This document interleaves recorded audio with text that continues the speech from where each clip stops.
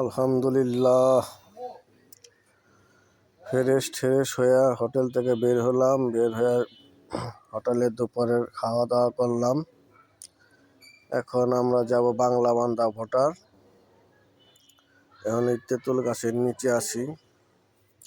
তেঁতুল গাছের নিচে অনেক আমের দোকান।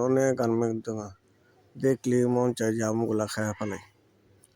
এত সুন্দর আমগুলা দেখতে, অনেক সুন্দর কালারগুলা দেখলে আছে না, মনে হয় যে চিলকা সহকারে খায়া ফেলে, এত সুন্দর আম। কিন্তু আম অনেকই সুন্দর, কিন্তু আম 3টা আইটেম আম খাইছি, কোনোটাই আমাদের কাছে মজা লাগেনি। কিন্তু দেখতে অনেকই সুন্দর, কিন্তু খাইতে মজা না, কেমন জানি পাইনসাও না, ঘেরান বি না, আমের কোনো ইয়ে না, কিন্তু দেখতে অনেক সুন্দর। চোখে যেহেতু ভালো লাগছে, এটা খাইতেই হইব। তো 3টা আইটেম খাইছি, 3টার মধ্যে কোনো আইটেমটাই ভালো না, আমার কাছে মজা লাগেনি, আমের কোনো ফ্লেভারই নেই। তো এখান থেকে বাচ্চারে বাসে 30 টাকায় বাংলা বান্দা ভোটার যাওয়া যায়, অথবা ভ্যান আছে, ভ্যান আপনার মনে করেন 150 টাকা বা 170 টাকা এরকম, বা 200 টাকা ভাড়া নিব। আমার সফর সঙ্গী 2 জন আছে, আর এই ভ্যান ভাড়া করছে, আমরা ভ্যানে যাব ইনশাল্লাহ। পিছনে শহীদ মিনার দেখতেছেন, এটা হচ্ছে তেঁতুলিয়া শহীদ মিনার, ঠিক আছে। এই যে তীর চিহ্ন দেওয়াল আছে এইখানে, এই রোডে বাংলা বান্দা ভোটার। আমরা এখান থেকে বাসে না, আমরা ভ্যানে বাংলা বান্দা যাব ইনশাল্লাহ।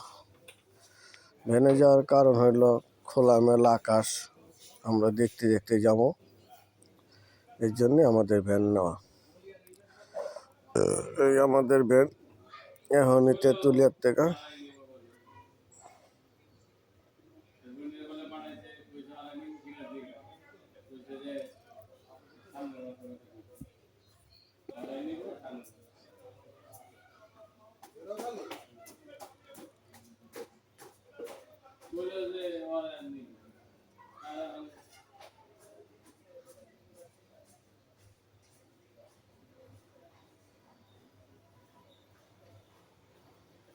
বাংলা বান্দার দিকে আমাদের ভ্যান চলছে, তো চলছেই। একদম ফাঁকা রাস্তা,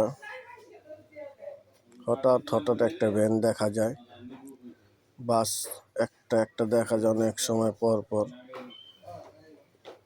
এই ডাইন সাইডগুলো আমার দেখতেছেন, এইটা হচ্ছে বাংলাদেশের সাইড, বাম সাইডটা হচ্ছে ইন্ডিয়ার সাইড। এই গাছপালার পরেই ইন্ডিয়া, বুঝছেন। পুরা রোড ফাঁকা, কোনো গাড়ি নেই, এইসব জায়গায় এত মজা। এদিকে যদি আপনারা ঘুরতে আসেন 5 দিন 7 দিন 10 দিনের সময় নেবেন, মজা পাবেন, এনজয় করা পারবেন। এখানে একটা জিরো দেওয়াল আছে, এটা কিসের জন্য দেওয়াল এটা বুঝতে পারতেছি না, কিন্তু এটা কোনো ভোটার না, আর কোনো জিরো পয়েন্টটা হয়তো বা একটা স্পট বানিয়ে রাখছে।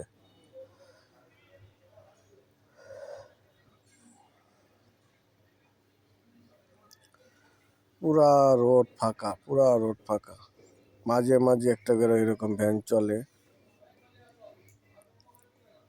রাস্তাগুলো অনেকই সুন্দর, কিন্তু আমাদের ভিডিওগুলো কাঁপতেছে, রোড ভ্যান তো, এই কারণে ভ্যান চলার সময় একটু কাঁপে।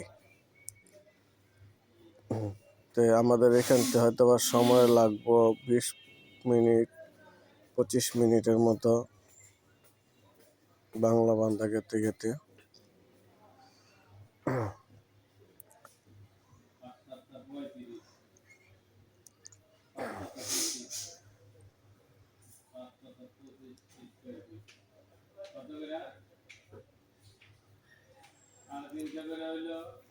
অনেক সুন্দর এলাকা, অনেক সুন্দর। এই যে পিছন দিকে যে দূরে গাছগুলা দেখা গেছে, ওইটাই ইন্ডিয়া। একদম আমরা মনে হয় বাংলাদেশ একদম শেষ সীমানা আছি।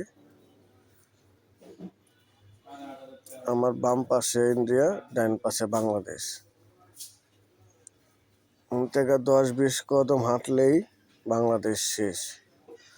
আর মানে বোঝা যায় এই রোডটাই বাংলাদেশ শেষ, বাকিগুলা রোম্যান্স লেন বা জিরো পয়েন্টের মতো ধরা হইতে পারে। মূলত এই রোডটাই বাংলাদেশ। তে দেখেন কোনো গাড়ি নাই, কিছু নাই, ফাঁকা ফাঁকা ফাঁকা ফাঁকা। অ্যাকচুয়ালি এই রোডগুলো তো ভালো হওয়ার কারণ হলো যে এই রোডটা তো মনে করেন ইন্ডিয়া, নেপাল, ভুটান এই 3টা দেশ থেকে বাংলাদেশে পণ্য আসে যায়। তো পণ্যের মধ্যে একটা জিনিস শুধু চোখে পড়ছে, অনেক পরিমাণ পাথর আসতেছে।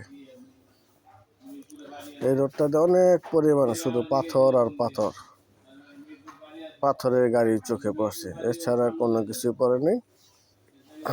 তো এই রোডটা আপনি ইন্টারন্যাশনাল রোড হিসাবেও ধরে নিতে পারেন, কারণ কয়েক দেশের গাড়ি এই রোডে চলে।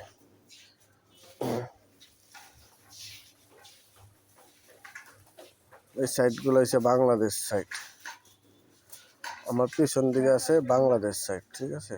দেখেন পুরা রাস্তা ফাঁকা, পুরা রাস্তা ফাঁকা। আমরা পঞ্চগড় থেকে যতগুলা রাস্তায় ভ্রমণ করলাম তেমন কোনো গাড়ি নেই, একদম ফাঁকা ফাঁকা ফাঁকা ফাঁকা।